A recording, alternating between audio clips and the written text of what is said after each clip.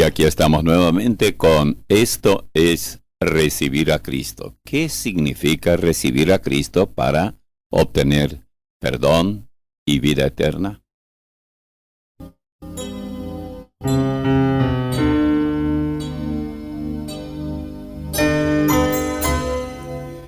Si hoy tuviéramos que darle un título a la plática que continuará ahora, yo diría, no entiendo. ¿Cómo puede uno ser salvo sin buenas obras? Entiendo yo personalmente que para muchos esto es complicado. No pueden entender porque nada hay gratis aquí. No hay tal como dicen en inglés free lunch. El lunch, o sea, viene a ser el almuerzo gratis. Todo hay que pagar. Todo hay que pagar. Pagamos el agua, pagamos la luz, pagamos los alimentos, pagamos impuestos, pagamos al médico, pagamos en la farmacia, pagamos doquiera, combustible, todo se paga. ¿Cómo es posible que la salvación eterna, donde uno irá a morar eternamente en el cielo, no cueste? Bueno, creo que la mejor ilustración bíblica, porque eso sí que son buenas ilustraciones, es el caso de aquel hombre cuya historia aparece en el capítulo 10 del libro de los Hechos. Me refiero a este centurión romano. Centurión tiene que ver con un hombre que era un oficial militar de Roma, quien tenía a su cargo 100 soldados. Bueno, este hombre era realmente único. Muy interesante lo que dice de él Lucas, quien escribió el libro de los Hechos de los Apóstoles. Permítame leerle parte. Había en Cesarea un hombre llamado Cornelio, centurión de la compañía llamada la Italiana, piadoso y temeroso de Dios con toda su casa, y que hacía muchas limosnas al pueblo y oraba a Dios siempre. Ya tenemos 3 cualidades maravillosas. Primero, dice que era temeroso de Dios, con toda su casa, toda la familia. Segundo, hacía muchas limosnas al pueblo. Y tercero, oraba a Dios. No oraba a ningún ídolo, nada de eso, sino a Dios. Esto me hace pensar que él, aunque era italiano, probablemente era lo que se conoce como judío prosélito, es decir, aceptó la religión judaica.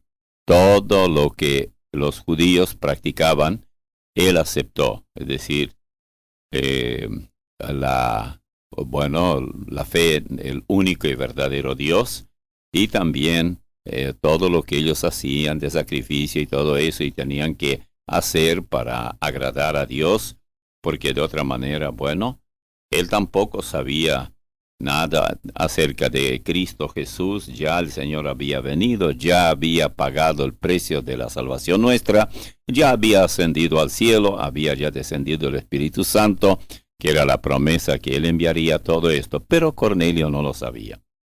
Sigo leyendo. Hablando de Cornelio, vio claramente en una visión, como a la hora 9 del día, que un ángel de Dios entraba donde él estaba y le decía, Cornelio. Él, mirándole fijamente y atemorizado, dijo, ¿qué es, Señor? Y le dijo, tus oraciones y tus limosnas han subido para memoria delante de Dios. Si usted tuviera este tipo de visión y no tendría la menor duda de que se trata de un ángel de Dios, no esas visiones así prefabricadas, inventadas, no. Algo de lo que usted podría estar 100% seguro que se trata de una intervención divina. Un mensajero de Dios se acerca a él a la hora de la oración y le dice estas palabras. Tus oraciones y tus limosnas han subido para memoria delante de Dios.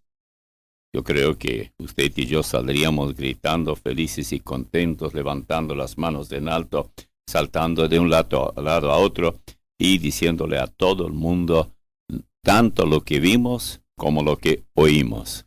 Vimos a un ángel, oímos estas palabras que me vino a decir un ángel. Dios le envió solo por mí, viendo que yo era un hombre temeroso de Dios, con toda mi casa, que hacía muchas limosnas al pueblo y que oraba siempre. Así es la recompensa de Dios, diríamos. Sin embargo, el mensajero de Dios dijo algo más. Envía pues ahora hombres a Jope y haz venir a Simón, el que tiene por sobrenombre Pedro.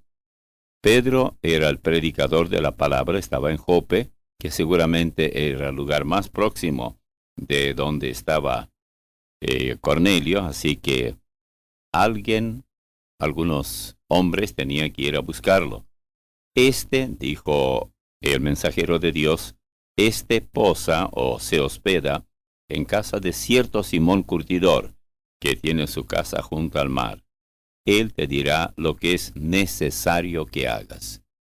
Pero bueno, ¿cómo es posible que necesite algo más si ya le agrada a Dios todo lo que he hecho? De aquí en adelante el texto continúa hablando acerca de cómo estos hombres fueron y hablaron a Pedro, lo encontraron donde se les había dicho, y le dijeron. Mientras tanto, Pedro también tuvo una visión donde Dios le hizo ver que no tuviera temor de ir con estos hombres que le venían a buscar, y que fuera con ellos. Y él vino.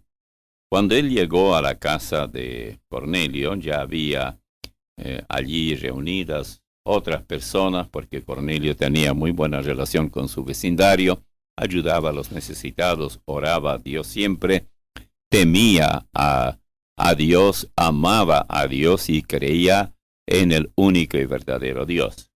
Bueno, Pedro llegó y ahí se enteró de todo el asunto, y ahí se enteró que había sido que Dios tiene también a su pueblo entre los gentiles. No olvidemos, estamos hablando de un romano. Y entonces Pedro comenzó a hablarles, les habló bastante.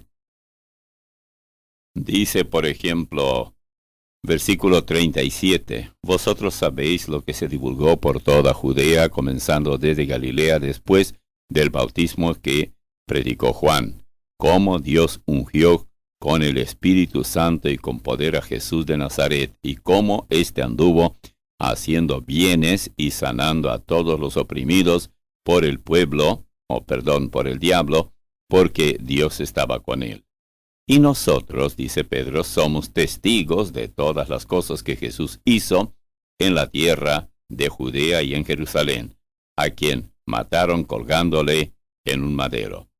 A éste levantó Dios al tercer día, e hizo que se manifestase no a todo el pueblo, sino a los testigos que Dios había ordenado de antemano, a nosotros, que comimos y bebimos con él después que resucitó de los muertos. Y nos mandó que predicásemos al pueblo y testificásemos que él es el que Dios ha puesto por juez de vivos y muertos. De este dan testimonio todos los profetas, que todos los que en él creyeren recibirán perdón de pecados por su nombre.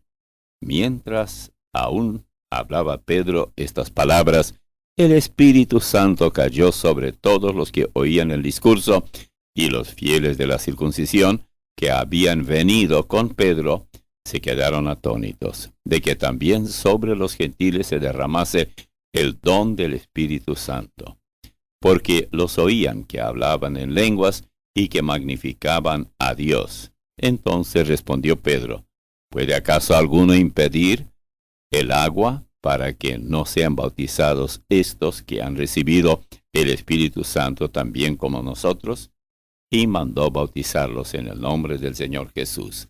Todo esto hasta el versículo 46. O sea, comenzamos la lectura en el 37 del capítulo 10 de los Hechos. Qué interesante. Él no había sido salvo, pero hacía obras muy buenas. Sin embargo, con esas obras buenas que él hacía, lo que él estaba haciendo es que estaba buscando ansiosamente a Dios y nunca estaba satisfecho con todo lo bueno que era y las buenas obras que hacía. Dice allá en el Antiguo Testamento, me buscaréis y me hallaréis, porque me buscaréis de todo vuestro corazón. Cornelio nunca estuvo satisfecho con todas las buenas obras que hacía, pero él deseaba que alguien le hablara. Nadie fue a su casa a hablar del Señor Jesús, de la salvación por la gracia, hasta que Dios intervino. Nunca, nunca, mi estimado amigo, quedará defraudado aquel pecador, hombre o mujer, pecador o pecadora, que buscan de corazón ser perdonados y obtener la vida eterna y no caer de una secta en otra secta. Es muy interesante que después de este incidente, cuando Pedro fue allí y Cornelio, su familia y otros amigos que vinieron allí, todos recibieron la palabra y se añadieron a la iglesia de Cristo, que Pedro luego da un informe en la iglesia de Jerusalén de cómo una familia de gentiles, porque eran romanos y no judíos, había abierto su corazón al Señor. Y él dice, y el Espíritu me dijo que fuese con ellos, es decir, con los que Cornelio había enviado para buscarlo allá en Jope. Fueron también conmigo estos 6 hermanos, y entramos en casa de un varón, quien nos contó cómo había visto en su casa un ángel que se puso en pie y le dijo, envía hombres a Jope y haz venir a Simón, el que tiene por sobrenombre Pedro. Él te hablará palabras, oiga bien esto, por las cuales serás salvo tú y toda tu casa. Pedro comunica a los hermanos en la iglesia de Jerusalén que Cornelio le contó que Pedro debía hablarle palabras por las cuales serían salvos, él y su familia.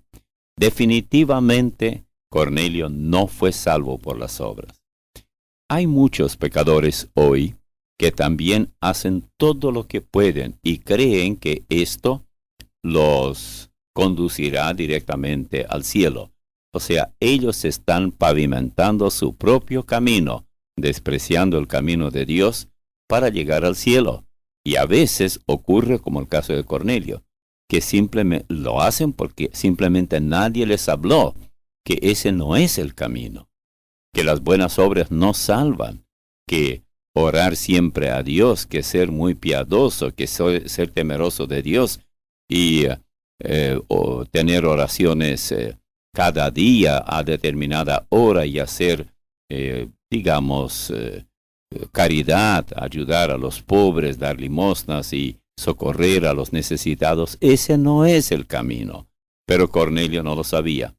Una buena oportunidad para decir también a aquellos que ya somos cristianos es para nosotros. ¿Estaremos lo suficientemente cerca de alguna de esas personas que están abiertas a recibir a Cristo Jesús como Salvador, como lo fue Cornelio, y estamos dispuestos a ir y hablarles cómo es que el pecador se salva? Es asunto que tiene que tocarnos muy de cerca, porque nuestro deber es, tal como alguien nos habló a nosotros, hablar también a otros del perdón y la vida eterna, que no se encuentran en las buenas obras, en ninguna iglesia, en ninguna religión, sino únicamente recibiendo por la fe a Jesucristo, y en ese momento el pecador que lo da este paso recibe la plenitud del Espíritu Santo.